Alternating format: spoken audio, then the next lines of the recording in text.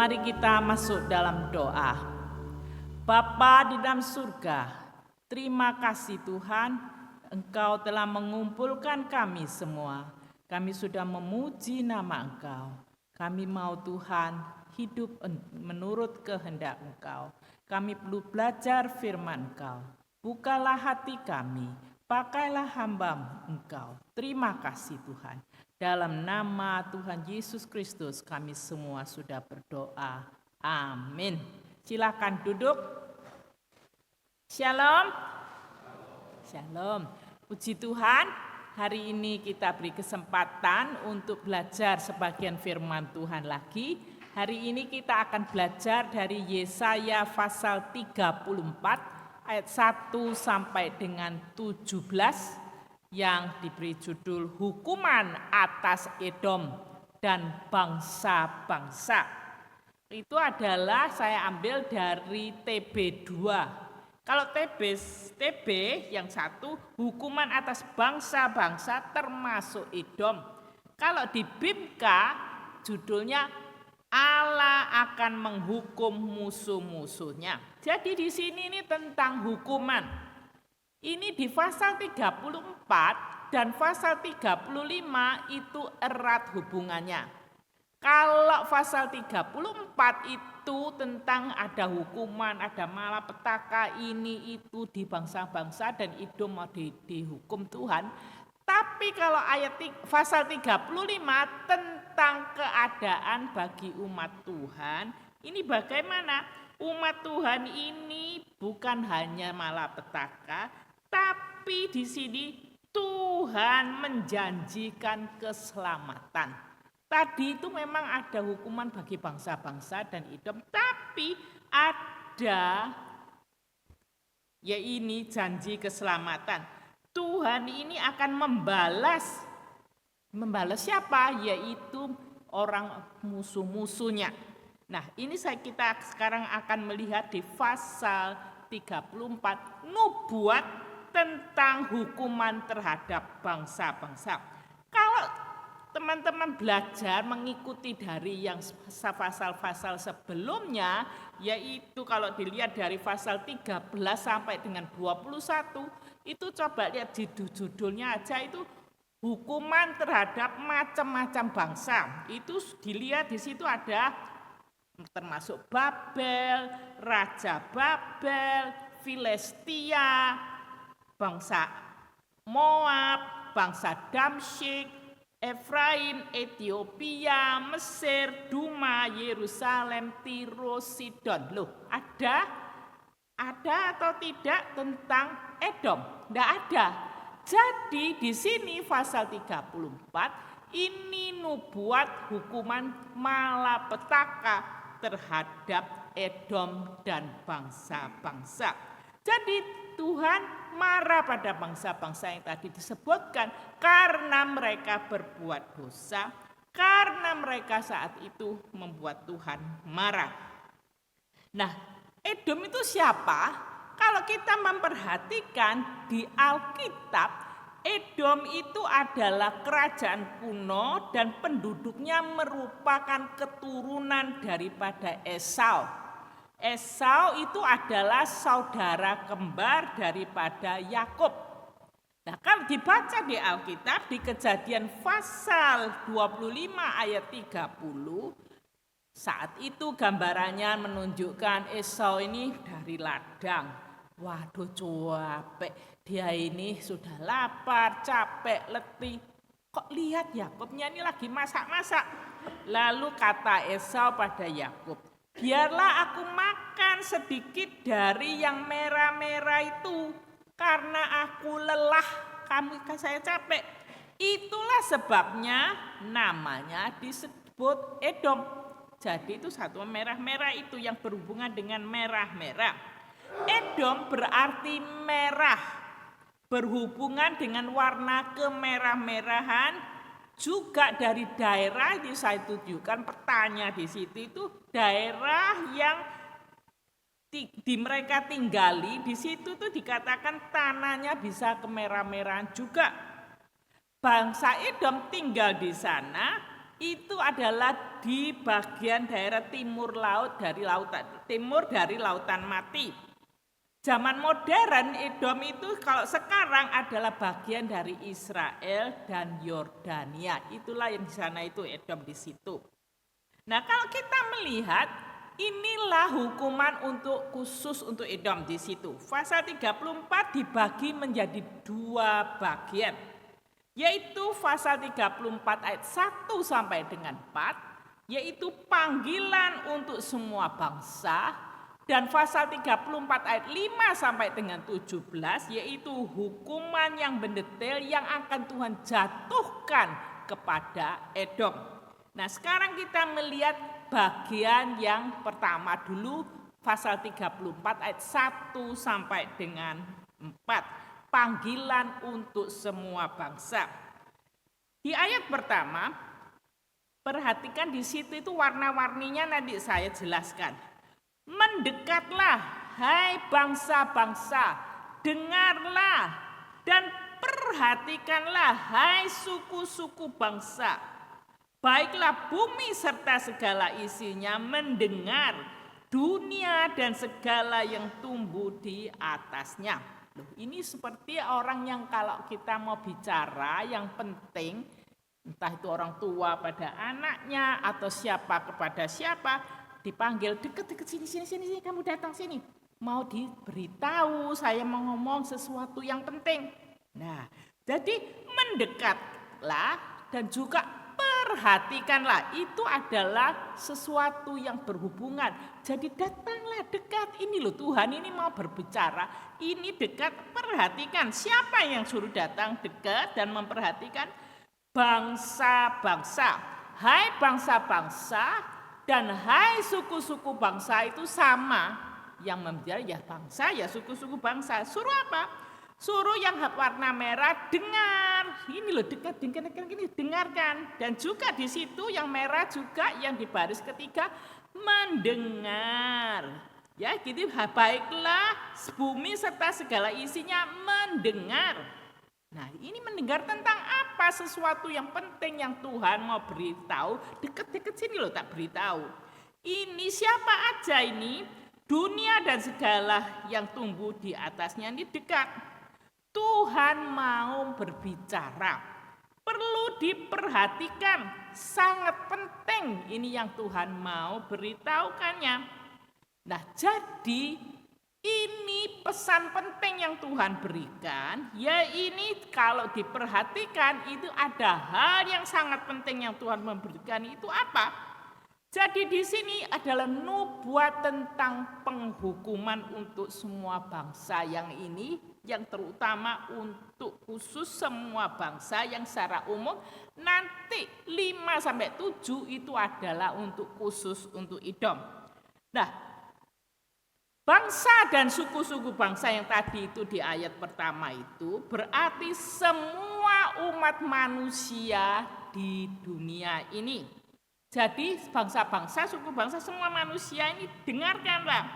Lalu disebutkan juga tadi ini, coba ini ayat 1 tunjukkan lagi ya itu ya. Di situ itu yang disebut baiklah bumi dan segala isinya. Berarti itu siapa? Segala sesuatu ciptaan Tuhan yang di dunia ini. Ya di sini ini ada suruh-suruh mendengarkan juga.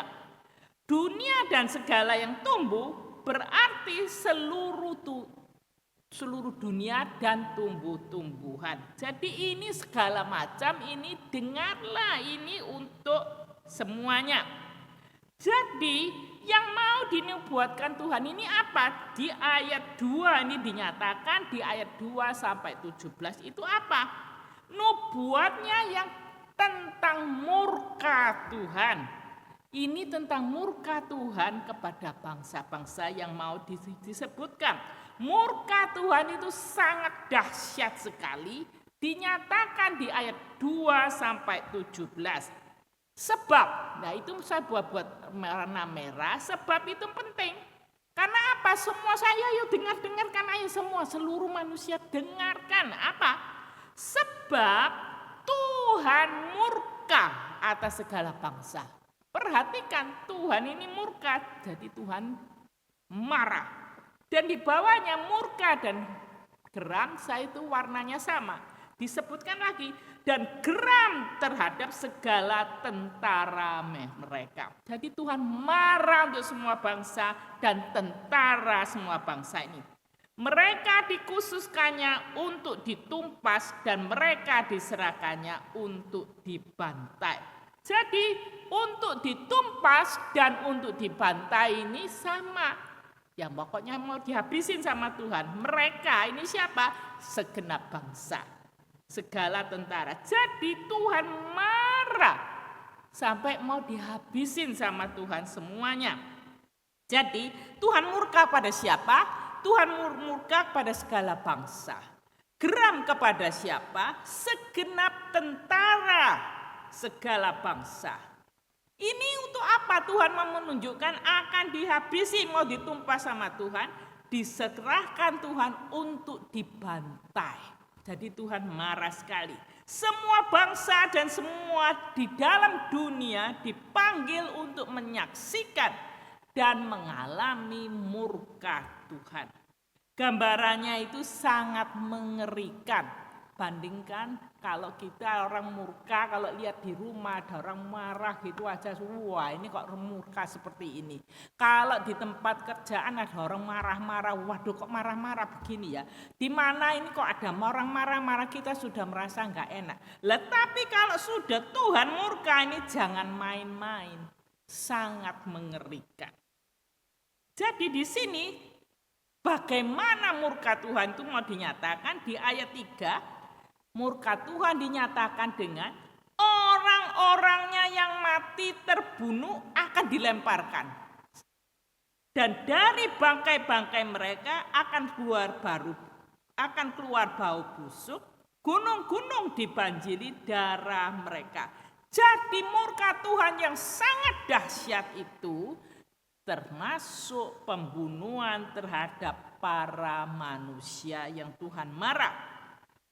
Bangkai-bangkainya ini kalau sudah dibunuh ini dilemparkan karena banyak sekali, sudah tidak berharga, dibuang, nggak dihargai lagi.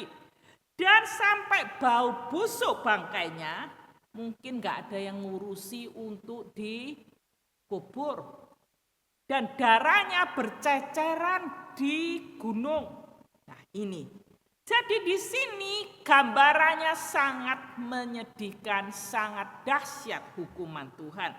Selain itu ditunjukkan segenap tentara langit akan hancur dan langit akan digulung seperti gulungan kitab. Segala tentara mereka akan gugur seperti daun yang layu dari pohon anggur, seperti buah pohon ara yang mengering. Jadi tentara langit ini bukannya bala tentara surga, tapi maksudnya di sini ini adalah matahari, bulan, bintang, semesta alam ini yang di langit itu akan hancur. Langit itu akan habis seperti kalau kita mempunyai kitab ini digulung begitu, sudahnya habis begitu. Tentaranya itu akan gugur, bubar begini. Daunnya layu karena tidak ada matahari lagi sudah. Dan dari pohonnya ini sudah tidak ada buahnya juga. Buah pohon ara juga mengering. Karena apa? Kekurangan air dan tidak ada matahari membuat mereka bisa bertumbuh.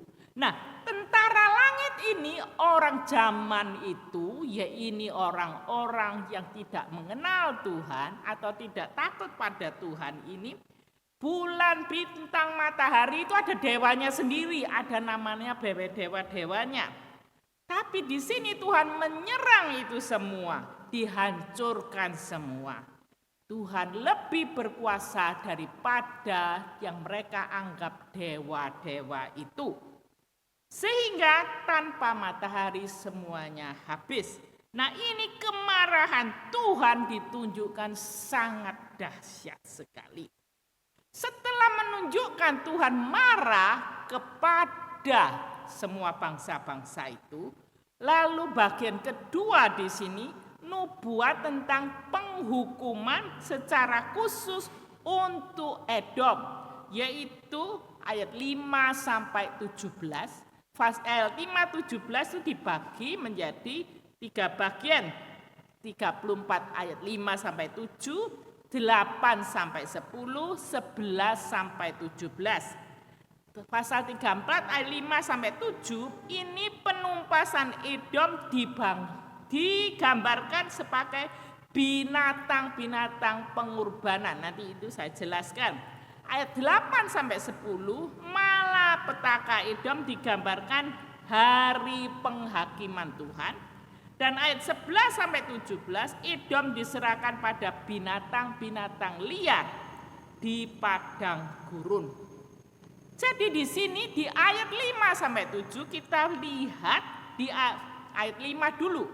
Sebab ini tadi kalau kita perhatikan sebab ini semua di permulaan itu penting. Di ayat 5 dimulai sebab itu saya kasih warna merah. Tadi itu juga ini di ayat 2 ada sebabnya. Jadi Tuhan menunjukkan kemarahannya itu apa? Ada sebabnya. Jadi di situ sebab-sebab yang akan dilakukan. Dengarkan sebab apa? Dengarkan, perhatikan. Sebab ada hukuman. Sekarang lagi di ayat 5 sebab ditunjukkan pedang Tuhan ini yang di langit sudah mabuk darah. Jadi ini pedang ini mau dipakai untuk membunuh. Zaman dahulu pakai pedang membunuh. Lihat, ia turun menghakimi Edom, bangsa yang kukhususkan untuk ditumpas. Jadi di sini ada hubungannya dengan ayat yang pertama tadi. Dengar, mendekatlah, perhatikanlah, dan dengarkanlah. Sampai 3 kali ini Tuhan menunjukkan ini apa? Akan hukuman yang besar. Tema penumpasan dunia diteruskan dengan pedang Tuhan yang berdarah. Dari langit di sini menuju untuk menumpas orang-orang Edom. Sekarang orang-orang Edom ini akan ditumpas. Bukan lagi mereka ini karena peperangan kalah, tetapi mereka ini akan diperlakukan seperti apa? Seperti binatang-binatang untuk pengorbanan. Jadi kalau kita lihat, ini di perjanjian lama, kalau ada melakukan berbagai pengorbanan, kalau ada nanti ada waktu bisa dibaca di Imamat pasal 3 sampai dengan 7, ini ada bermacam-macam pengorbanan. Kalau ada kurban keselamatan, ini harus mengorbankan lembu, jantan, dan betina yang tidak bercelah. Itu pasal 3. Lalu kalau sudah itu binatangnya disembelih dan menyiramkan darahnya pada mezbah. Itu pasal 3 ayat 2. Lemaknya ini dipakai untuk menyelubungi isi perut dan seluruh lemak sebagai kurban api kepada Tuhan. Mempersembahkan lemaknya juga di situ pengorbanan. Ada kedua pinggang dan lemak yang mendekat. Ini macam-macam secara mendetail disebutkan di Imamat pasal 3. Juga ada kurban penghapus dosa di Imamat pasal 4. Menunjukkan membutuhkan seekor lembu jantan muda yang tidak bercacat seperti tadi. Juga ada kurban penebus dosa di Imamat pasal 5. Dan di sini juga orang yang nggak mampu boleh menggunakan 2 ekor burung tekukur atau 2 ekor anak merpati. Lalu ada kurban bakaran. Di sini mereka ini menggunakan kambing, domba, dan sebagainya untuk mengorbankan. Nah itu zaman dahulu, zaman sebelum Yesus datang ke dunia dan mati di atas kayu salib untuk kita semua. Yesus sudah mengorbankan dirinya, Yesus mati untuk kita semua. Tuhan Yesus mengorbankan dirinya sehingga kita yang berdosa datang kepada Tuhan, diampuni, nggak perlu lagi untuk mengorbankan dengan binatang macam-macam tadi itu yang disebutkan di Imamat. Karena anak Allah yang tidak berdosa, yaitu Tuhan Yesus sendiri, sudah memberikan dirinya untuk dikorbankan untuk kita semua. Nah, sekarang kita melihat kalau begini tadi ini di ayat yang kita perhatikan, Tuhan ini mau menghabisi Edom. Kalau di pasal 34 ayat 6 lalu disebutkan Tuhan mempunyai sebilah pedang yang berlumuran darah dan berlepotkan lemak. Ini bahasanya pengorbanan. Jadinya ini tadi saya sebutkan di Imamat ada pengorbanan untuk darahnya, ada lemaknya. Darah anak-anak domba dan kambing-kambing jantan, serta lemak buah pinggang domba-domba jantan. Dan ini semua domba-domba, binatang-binatang ini digunakan pengorbanan. Dan di sini ini dengan pedang yang ada darahnya dan ada lemaknya berhubungan dengan di Imamat tadi untuk pengorbanan untuk yang berdosa itu. Kalau di 6b, mengapa harus seperti itu Tuhan marahnya? Tuhan dikatakan 6b sebab itu dikatakan mengadakan penyembelihan kurban di Bosra dan pembantaian besar di tanah Edom. Jadi Tuhan menunjukkan bahwa seperti binatang-binatang tadi itu yang dikorbankan, dibunuh, diambil darahnya untuk pengorbanan, juga ini orang-orang di tanah Edom itu dibantai, disembelih seperti binatang-binatang ini. Jadi Bosra itu di mana? Kalau dilihat di sana di peta itu, Bosra itu kalau di tulisan Edom itu miring, di situ Bosra mungkin bisa ditunjukkan di agak-agak tinggi di sana itu ya. Tetap di Edom yang merah itu Bosra di situ. Disitulah di tanah Bosra itulah akan terkurban di sana. Tempatnya mereka memberikan pengorbanan dengan binatang. Jadi di sini mengacu pada nubuatan bahwa di sini akan ada pembantaian orang-orang Edom seperti mereka ini dihabisin seperti untuk pengorbanan. Jadi kalau kita melihat sederet binatang-binatang tadi itu adalah pengorbanan, di sini kita mengerti ada hubungannya dengan Imamat. Nah, sekarang kita melihat di ayat yang selanjutnya. Di sini adalah lagi ayat 7. Banteng-banteng akan mati rebah bersama domba dan kambing itu, dan lembu-lembu jantan yang muda bersama-sama dengan lembu jantan yang kuat. Seluruh negerinya akan mabuk darah dan tanah mereka berlepotan lemak. Gambaran ini yang seperti tadi sambungannya binatang-binatang yang dikurbankan. Ada lembu, ada jantan, yang juga ada yang kuat. Tadi dikatakan tidak boleh bercacat celah. Dan jadi tanahnya ini berlimpah dengan darah dan penuh lemak. Ini gambaran menjelaskan tentang penghakiman yang sesungguhnya atas Edom. Karena dosa mereka dianggap seperti dihabisin seperti pengorbanan begitu. Nah, sekarang di bagian yang ayat 8 sampai dengan 10.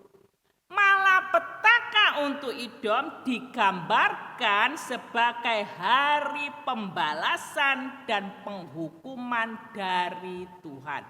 Tadi ditunjukkan ada nubuat untuk kemarahan Tuhan. Disebutkan mengapa mereka mengalami seperti itu. Sebab di ayat 8 dimulai selalu sebab itu. Tuhan mendatangkan suatu hari pembalasan dan tahun pengganjaran untuk membela Sion. Jadi Tuhan bertindak itu di situ. Di ayat 8 bagian B, Tuhan bertindak begitu marah kepada Edom. Karena apa? Untuk membela Sion. Di sini Edom telah berbuat hal yang jahat kepada umat Tuhan. Tuhan membalasnya. Jadi sebagai hari pembalasan dan penghukuman dari Tuhan untuk bangsa Edom saat itu. Jadi di sini apa yang perlu kita perhatikan? Ada pembalasan yang datangnya dari Tuhan. Tuhan membela Sion, umatnya. Dengan kata lain, malapetaka yang ditimpakan kepada Edom itu berhubungan dengan hari pembalasan Tuhan. Nah, ini hari pembalasan Tuhan untuk apa? Membela umatnya. Kalau kita melihat di sini, Tuhan itu yang membalas. Inilah salah satu yang kita perlu pikirkan. Sebagai umat Tuhan, kita perlu ingat, ya memangnya kita ini ada umat manusia di dunia ini ada yang memperlakukan kita tidak baik. Ada yang kita ini ditindas, kita ini tidak diperlakukan dengan tidak baik, ada yang tidak adil, dan inginnya kita ini mau marah, mau membalas. Tetapi ingat, dari sini kita belajar, pembalasan itu ada di tangan Tuhan. Sebagai anak-anak Tuhan kita serahkan pada Tuhan. Tuhan pada waktunya Tuhan akan membalas sendiri. Jadi dalam dunia yang kompleks, yang penuh dosa ini, banyak orang yang tidak senang, mungkin karena iri, mau mementingkan dirinya sendiri, mungkin apa berbuat ini itu yang menyiksakan mungkin kita, mungkin menyiksakan apa sesuatu yang enggak baik. Nah, di sini Tuhan mengajarkan kepada kita, jangan membalas. Pembalasan berada di tangan Tuhan. Serahkanlah kepada Tuhan. Tapi dunia kita tahu, apa saja enggak senang membalas satu dengan lainnya. Di rumah makanya bertengkar antara satu anggota dengan anggota lainnya. Di mana-mana ada orang enggak senang, di tempat kerja ini kalau bisa ribut, saya hakku, ini aku gini. Pernahkah teman-teman diperlakukan gak baik dengan orang lain? Serahkan pada Tuhan, doa saja. Biar Tuhan yang membalas. Apa kata firman Tuhan? Di Ulangan pasal 32 ayat 35. Ini itu saya ya ini ayat 32 ayat 35. Dendam dan pembalasan adalah hak siapa? Ku-nya ini huruf besar. Jadi dendam dan pembalasan adalah haknya Tuhan. Pada waktu kaki mereka goyah, sebab hari bencana bagi mereka telah dekat. Apa yang disediakan bagi mereka akan segera datang. Tuhan memberitahukan haknya Tuhan untuk membalas, bukan umat Tuhan yang membalas sendiri. Tuhan yang akan membalas. Jadi jangan ribut-ribut, marah-marah dengan si kiri kanan, marah dengan siapa anggota keluarga atau siapa yang marah. Jangan. Serahkan pada Tuhan. Roma pasal 12 ayat 17 dan 19 juga mengatakan, janganlah membalas kejahatan dengan kejahatan. Lakukanlah apa yang baik bagi semua orang. Coba perhatikan. Apa firman Tuhan mengatakan? Balaslah kejahatan dengan kejahatan? Tidak.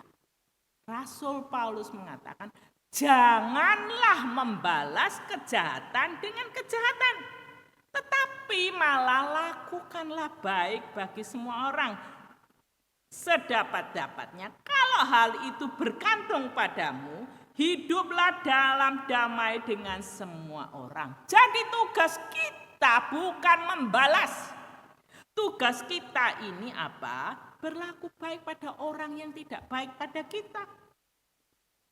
Kalau ini kita bisa, kita ini kalau tergantung pada kita, hidup damai dengan semua orang. Ayat 19, saudara-saudaraku yang terkasih, janganlah kamu sendiri menuntut pembalasan, tetapi berilah tempat pada murka Allah.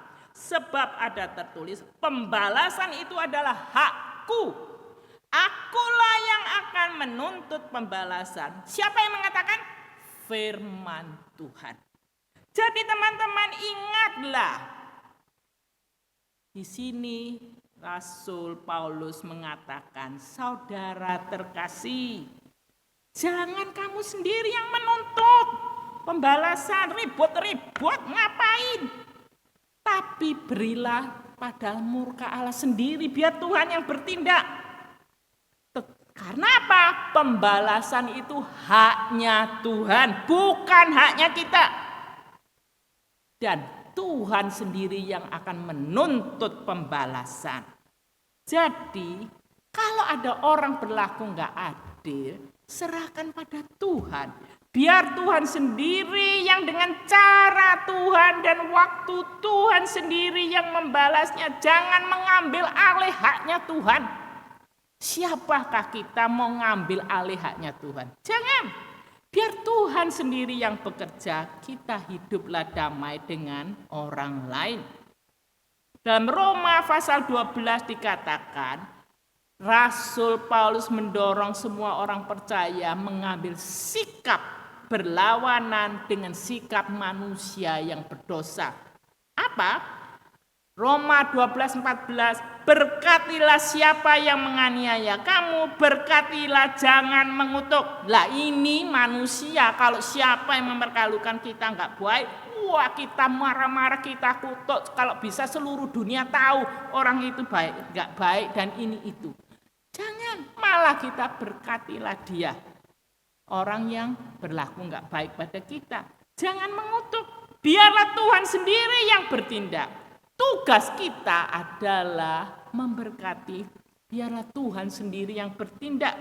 Kita belajar bagaimana bisa mengampuni. Kita ini nggak menendam di hati ini. Wah, kalau ini hati penuh kemarahan itu semua nggak enak. Makan ini makanan enak itu ya nggak enak. Karena hatinya nggak senang, tidur nggak bisa tidur enak. Apapun ini, wah ini kalau bisa mulutnya ini, kalau bisa ini seperti api membara. Nah ini, hidup nggak bisa tenang. Maka serahkan pada Tuhan, biar Tuhan sendiri, karena itu haknya Tuhan untuk membalas, bukan haknya kita. Sekarang kita melihat di ayat selanjutnya. Bagaimana Tuhan bertindak di ayat 9, sungai-sungai Edom akan berubah menjadi ter dan tanahnya menjadi belerang. Negerinya akan menjadi ter yang menyala-nyala. Loh, begitu marahnya Tuhan sehingga sungai-sungai di Edom itu akan menjadi ter dan juga akan seperti tanahnya menjadi belerang. Dan seperti tereng yang menyalanya, jadi terbakar. Dahsyatnya Tuhan sendiri yang bekerja, bukan kita yang bekerja. Siang malam di ayat 10, siang malam negeri itu tak akan padam-padam, asapnya membumbung untuk selama-lamanya. Negeri itu akan menjadi reruntuhan turun-temurun, tidak ada orang melintasinya untuk selama-lamanya. Kelihatannya ini negeri ini dihabisin sama Tuhan. Katanya bukan hanya sehari 2 hari, tapi selama-lamanya. Asapnya itu membumbung selama-lamanya. Itu tadi kurang bumbung ya, kurang M di situ. Dan juga turunnya itu tentunya turun temurun. Tidak bisa dilintasi orang lagi. Jadi sudah habis. Nah, ini adalah menunjukkan biar Tuhan dengan waktu Tuhan sendiri yang bekerja sesuai dengan kehendak Tuhan, bukan kita. Tuhan yang bekerja sesuai dengan Dia. Apa yang menurut Tuhan yang terbaik? Keadaannya dihabisin seperti Sodom dan Gomora. Kalau kita melihat di Kejadian 19:24-29, saya nggak akan membaca semuanya, tapi di situ disebutkan Kemudian Tuhan menurunkan ke atas Sodom dan Gomora hujan belerang api yang berasal dari Tuhan, dari langit, dihabisin. Nah, di sini keadaannya di Edom itu dihabisi juga, ada api yang menyala-nyala, tidak ada habisnya seperti di Sodom Gomora. Lalu bagian 11 sampai dengan 17. Ayat 11 sampai 17. Edom diserahkan pada binatang-binatang liar di padang gurun. Keadaannya ini tadi di ayat-ayat sebelumnya, Edom itu dihabisi Tuhan. Dibakar habis-habisan. Jadi sekarang siapa yang bisa tinggal di situ? Tidak ada yang bisa turun-temurun, nggak bisa tinggal di sana. Jadi yang tinggal di sana disebutkan di ayat 11 ini dan seterusnya, macam-macam burung yang saya beri. Nah, merah-merah itu burung-burung. Ada burung undan dan landak akan mendudukinya. Burung hantu dan burung gagak akan tinggal di dalamnya. Tuhan akan merentangkan atasnya tali pengukur pembawa kekacauan dan batu pemberat penyebab kekosongan. Jadi tempatnya nggak bisa ditempati lagi, tapi yang menempati burung-burung liar. Dan di sini dikatakan orang pemuka, orang yang di situ dikatakan mengumumkan tidak ada raja di sana, bukan ada tempatnya orang raja lagi. Tapi burung-burung tadi itu tidak ada rajanya lagi. Tuhan telah merentangkan atasnya tali pengukur pembawa kekacauan. Kalau kita melihat di sini yang Tuhan lakukan dan Tuhan marah, habis manusia nggak bisa tinggal, yang bisa tinggal di tanah yang ditinggalkan adalah binatang-binatang liar. Binatang-binatang liar apalagi kita melihat, saya akan bacakan macam-macam di sini ini.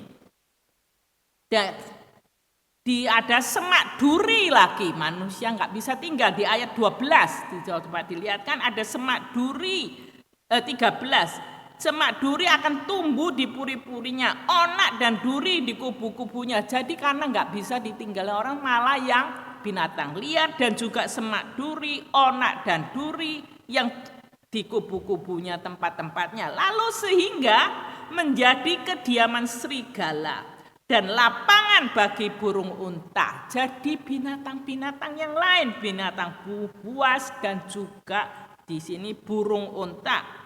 Di ayat 14 di sana binatang gurun berpapasan dengan anjing liar. Lagi di sini ditunjukkan binatang liar yang tinggal di situ. Dan siluman kambing bertemu dengan temannya. Hantu malam juga ada di sana dan mendapat tempat perhentian. Jadi rupanya tempatnya ini sangat mengerikan, yang ada tinggal di situ itu sudah habis sekarang binatang liar macam-macam. Malah ada hantunya juga. Di ayat 15, di sana ular berbisa, bersarang dan bertelur, menggeram sampai telurnya menetas. Jadi itu banyak telur-telurnya, lalu menetas, begitu banyak ular berbisanya. Burung-burung dendang juga berkumpul di sana, masing-masing dengan pasangannya. Jadi kalau kita melihat, kalau Tuhan sudah bertindak itu sangat mengerikan. Tadi saya mengatakan sangat mengerikan. Yang kehancuran yang Tuhan berikan itu luar biasanya. Mengerikan kemarahan Tuhan. Di sini tanahnya dibakar sedemikian rupa, nggak bisa ditinggali. Lalu kalau dilihat di situ bermacam-macam kekacauan, burung-burung dan binatang liar yang tinggal di gurunlah menjadi rumahnya. Jadi sini ini semuanya habis. Dan keadaannya seperti disebutkan di Yeremia pasal 4, 23, 28. Di sini ini adalah, silakan nanti dibaca, tapi dilihat ini. Kalau saya bacakan ayat 26 aja di situ. Aku melihat ternyata tanah subur sudah menjadi padang gurun. Dan segala kotanya sudah runtuh di hadapan Tuhan, di hadapan murka Allah yang menyala-nyala. Jadi Kalau tempat yang dulu tanah subur sudah jadi padang gurun, ini karena Tuhan murka, habislah semua. Jadi ayat 27, seluruh negeri menjadi sunyi sepi, tetapi aku tidak akan membuatnya habis sama sekali. Ini adalah firman Tuhan. Nah, jadi di sini kita melihat Tuhan ingin memperlihatkan kepada bangsa Edom dan pemimpin-pemimpin Edom, termasuk bangsawannya, para putra rajanya, pangeran dan penerusnya. Ini enggak ada artinya kalau tanpa hidup takut pada Tuhan. Di situ enggak ada raja lagi, dikatakan tadi yang di ayatnya tadi ke-14 atau berapa, enggak ada raja lagi. Mereka ini enggak ada, ya ayat 12, tidak ada raja lagi. Jadi sudah dihabisi oleh Tuhan, sudah habislah. Maka dengan jelas tempat itu tidak bisa ditinggali oleh umat manusia lagi. Jadi kita melihat perlulah kita hidup takut kepada Tuhan. Kita perlu jangan membalas dendam. Biarlah Tuhan yang bekerja sesuai dengan kehendaknya untuk membalas bagi kita. Jangan berbuat jahat, biar Tuhan yang berbuat. Sekarang di ayat 16-17, dua ayat yang terakhir. Di sini dikatakan apa? Ayat 16, carilah di dalam kitab Tuhan dan bacalah. Tidak satupun dari semua makhluk itu terlewatkan dan tidak ada yang tanpa pasangannya. Sebab demikianlah perintah yang keluar dari mulut Tuhan dan rohnya sendiri telah mengumpulkan mereka. Jadi ada binatang-binatang tadi itu berpasangan. Tidak ada satupun yang terlewatkan, semuanya itu bersama-sama binatang itu kelihatannya seperti zamannya Nuh itu binatang berpasang-pasangan. Nah di sini ini karena perintah dari mulut Tuhan supaya binatang itu masuk ke suatu tempat di Edom situ. Nah, ia sendiri Tuhan telah membuang undi dan membagi-bagi negeri di antara mereka dengan tali pengukur. Mereka akan mendudukinya sampai selama-lamanya dan akan tinggal di situ turun-temurun. Jadi binatang-binatang yang berpasangan itu akan tinggal di tempat yang tadi ditinggalkan oleh manusia. Jadi di dua ayat terakhir ini tidak membahas tentang keadaan yang Edom yang luar biasa sangatnya buruk, tetapi disebutkan carilah di kitab Tuhan dan bacalah. Apakah kitab Tuhan itu? Yaitu firman Tuhan. Kitab mencatat nubuat dan perintah Tuhan, termasuk nama-nama binatang yang tadi disebutkan tadi itu. Nah, di sini sebab itulah Tuhan yang sudah berbicara, rohnya sendiri, roh Tuhan mengumpulkan mereka. Jadi Tuhan sendiri mempersiapkan binatang itu untuk datang tinggal di tempat-tempat yang ditinggalkan manusia. Jadi apakah yang dapat kita pelajari dari penderitaan di Edom? Kalau kita lihat Edom bukannya hanya tanah, karena semuanya ini sudah menjadi gurun, tidak berarti. Jadi kalau Tuhan sudah murka, habis semua. Kalau ada hal yang tidak adil terjadi, apa yang harus kita perbuat? Di sini kita diajarkan hari ini, serahkan pada Tuhan. Biar Tuhan sendiri yang membalas sesuai dengan kehendak Tuhan. Umat Edom yaitu sudah sepantasnya menerima dari Tuhan, memurka Tuhan karena mereka berbuat jahat pada Sion. Bukankah kita sering mendengar, jangan marah, jangan membalas, biar Tuhan sendiri yang membalas. Loh, kalau kita ini diperlakukan tidak baik, pilihannya apa? Membalas atau enggak? Manusia suka membalas, negara aja membalas. Dari satu dengan lainnya sekarang ini banyak orang ribut, khawatir perang nuklir. Ya India dengan Pakistan itu lagi ribut di situ. Semua sangil saling ingin membalas. Kalau Tuhan yang membalas, itu jauh lebih baik, bukan haknya kita. Kita tidak mempunyai hak untuk membalas, tapi biar Tuhan yang membalas untuk orang lain yang berlaku tidak baik. Sekarang pertanyaannya, apakah pandangan teman-teman ini tentang kitab Tuhan, yaitu Alkitab? Dalam hal apakah Anda percaya dan mempelajari Alkitab? Percaya enggak sama perkataan di firman Tuhan ini?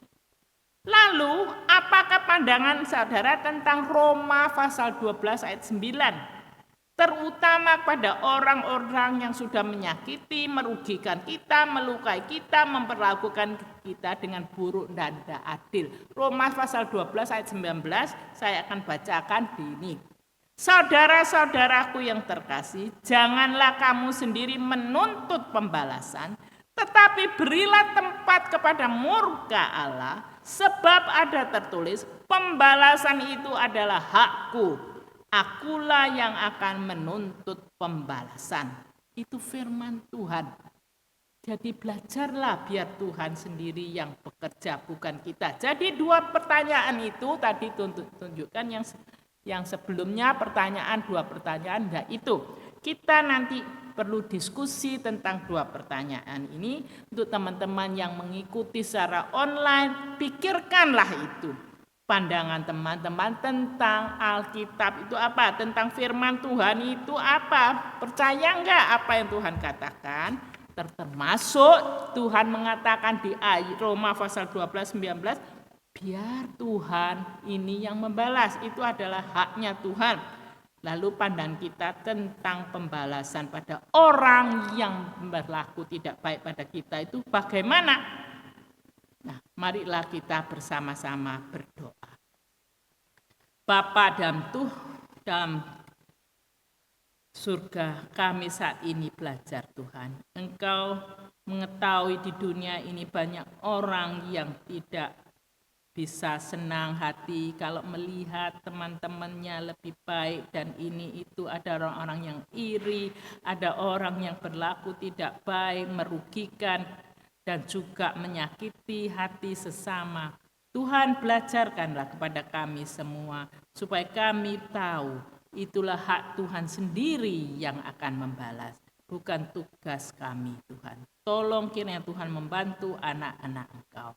Kiranya Tuhan membantu kami semua menyerahkan tugasnya dan haknya Tuhan, tidak mengambil hak itu untuk diri kita sendiri. Dalam nama Tuhan Yesus Kristus doa syukur. Amin.